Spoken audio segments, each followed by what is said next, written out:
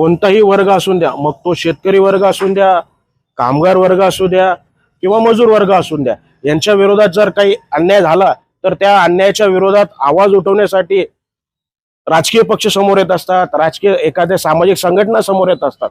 मात्र एक असा दुर्लक्षित वर्ग आहे, तो म्हणजे दारू पिणारा. दारू पिणाऱ्यावर कितीही अन्याय होऊन द्या, त्यांच्यासाठी कोणीच पुढे येत नाही. आणि त्यातल्या त्यात जर दारू पिणारा वर्ग हा जर देशी पिणारा म्हणजे देशी दारू पिणारा असेल तर हा अति दुर्लक्षित असा वर्ग समजला जातो आणि त्याच्यासाठी कोणीच समोर येत नाही. आता या वर्गावर जो अन्याय होत आहे म्हणजे दारू पिणाऱ्या देशी दारू पिणाऱ्या वर्गावर जो अन्याय होत आहे त्याच्या विरोधात पैठणचे जे महाराष्ट्र नवनिर्माण सेनेचे शहर अध्यक्ष आहे नितीन शेळके यांनी आवाज उठवलेला आहे. आणि आपल्यासोबत याविषयी आपल्यासोबत बोलण्यासाठी स्वतः नितीन शेळके साहेब सोबत आहेत.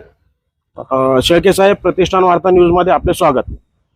असा कोणता अन्याय होत होता देशी दारू पिणाऱ्यावर की आपण त्याच्या विरोधात आवाज उठवलेला आहे? खरं म्हणलं तर या देशी मद्य विक्रेते आहेत यांचा जो मद्यपीचा जो वर्ग आहे तो सर्वसामान्य आहे, मोलमजूर करणारा आहे, माथाडी वर्ग आहे. आणि या वर्गाची लयलूट सर्व परवानाधारक लायसनधारक पूर्ण शहरासह तालुक्यामध्ये करताना आम्हाला आढळलेले आहे. बऱ्याचशा आमच्याकडे तक्रारी आल्या होत्या.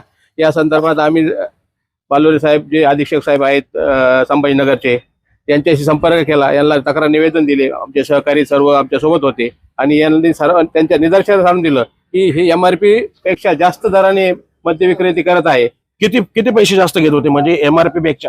MRP म्हणजे मॅक्सिमम रिटेल प्राइस, याच्यापेक्षा 80 रुपये MRP आहे त्याच्यावर आणि ते 90 रुपये सर्रासपणे सर्व मद्य पेकडून घेत होते. आणि ती सामान्य नागरिकासाठी ती खूप मोठी गोष्ट असते. ती 10 रुपये जास्त एका क्वार्टर मागे जास्त घेत होते.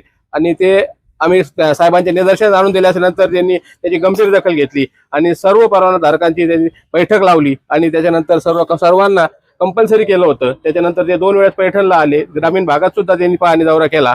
आपले निरीक्षक आहेत फुलदळके साहेब, यांनी सुद्धा ते विषय गंभीर्याने घेतला. आणि त्याच्यानंतर आज 8 दिवस झाले की सर्व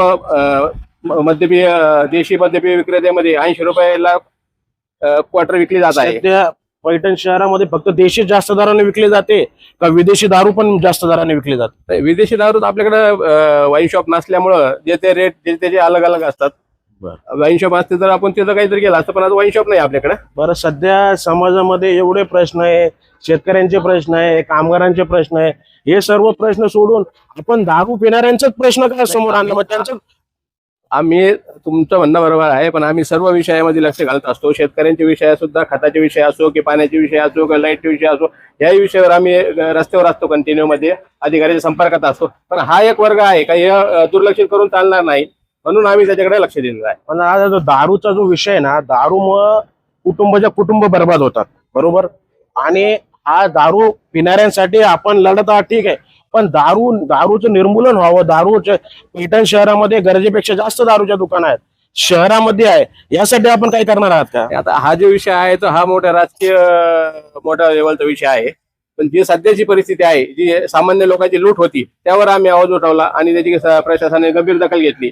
आणि आज सर्व सामान्य लोकांना त्याचा दिलासा मिळाला. आणि त्याचा इनफॅक्ट जसा आहे की लोक सुद्धा सांगू लागले, बाबा तुमच्या तक्रारीची त्यांनी दखल घेतली आणि आज 10 रुपये सर्व परवानाधारकांनी कमी केले. बरं, दारू पिणाऱ्यांची संख्या कमी व्हावी यासाठी काही प्रयत्न करणार आहात की नाही? सध्या पैठण शहरामध्ये गरजेपेक्षा 6 ते 7 देशी दारूच्या दुकान आहे.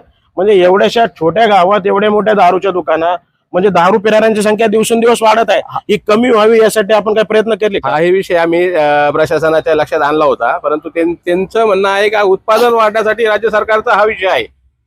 आता याच्या अगोदर बी नाथ मंदिर परिसरामध्ये दुकानं नसले पाहिजे, मोठमोठे आंदोलन झाले, सगळ्या गोष्टी झाल्या, पण हा विषय राज्य सरकारचा अखत्यारीत असल्यामुळे स्थानिक लेवलला त्याचा काही निर्णय होऊ शकत नाही. हे होते महाराष्ट्र नवनिर्माण सेनेचे शहर अध्यक्ष नितीन शेळके साहेब. त्यांनी जो म्हणजे दुर्लक्षित वर्ग आहे, अति दुर्लक्षित वर्ग म्हणजे देशी दारू पिणारा वर्ग, त्यांच्या समर्थनार्थ ते समोर आलेले आहे. देर का होत नाही, उशीर का होत नाही, पण दारू पिणाऱ्यांसाठी सुद्धा एक वर्ग म्हणजे एक नेता हा समोर आलेला आहे. प्रतिष्ठान वार्ता न्यूज, मी चंदन लक्कडार, पैठण.